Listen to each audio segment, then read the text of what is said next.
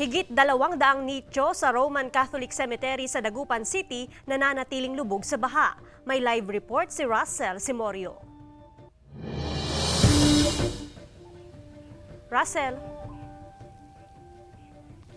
Joan, kasado ng seguridad na ipatutupad sa paggunita ng undas dito sa Dagupan City, pero ngayon pa lang problema na ng mga maagang dumadalaw sa mga sementeryo ang baha, lalo na sa loob ng Roman Catholic Cemetery. Abalang magkakamag-anak na ito sa paggawa ng daanan sa Roman Catholic Cemetery sa Dagupan City. Sila na raw ang gumastos para taasan ng daanan papunta sa nicho ng kanilang mga yumaong mahal sa buhay.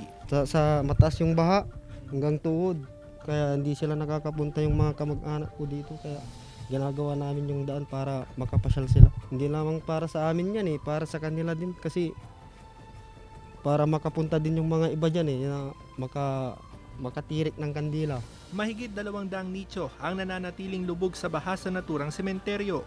Ayon sa pamunuan ng Roman Catholic Cemetery, may ilang bahagi ng sementeryo ang hindi ngayon madaanan o mapuntahan ng mga dumadalaw dahil mataas pa rin ang level ng baha. Kaya ang ginagawa ng ilang dumadalaw dito, dumadaan sila o umaakyat sa mga nichong matataas katulad na lamang nito para mapuntahan pa rin at matirikan ng kandila ang kanilang mga yumaong mahal sa buhay. Ayon sa caretaker ng sementeryo, wala na raw madaanan ng tubig kaya matagal itong humupa. Dati dumadaan ng tubig nung nilipat nila yung mga bahay dun sa highway. Nagtambak sila, mataas din. Kaya lahat ng tubig dito pumapasok. Ipatutupad din simula October 25 sa mga pampublikong sementeryo sa lungsod ang No Pass Card, No Entry. Mari raw makuha ang pass card sa mga barangay hall.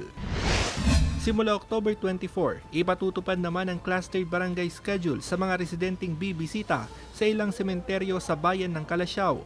Ayon sa Calasiao Municipal Public Cemetery, nakahanda na sila sa posibleng pagdagsa ng tao sa nalalapit na undas. Yung mga pupunta dito, siguro hintayin na nila yung schedule nila para siguraduhin din silang magdala sila ng quarantine pass.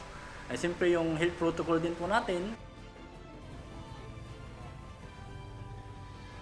Joan, simula October 25 per barangay cluster din ang pagbisita sa mga pampublikong sementeryo dito sa Dagupan City. 2 batch yung papayagan na makabisita sa mga sementeryo sa kada araw. Yung unang batch, magsisimula po yung kanilang schedule ng alas 6 ng umaga hanggang alas 11 ng umaga. Habang yung ikalawang batch naman, magsisimula po yung kanilang schedule ng alas 12 ng tanghali hanggang alas 5 ng hapon. Sarado po lahat ng mga sementeryo dito sa Dagupan City simula October 28 hanggang November 3. Joan. Maraming salamat, Russell Simorio.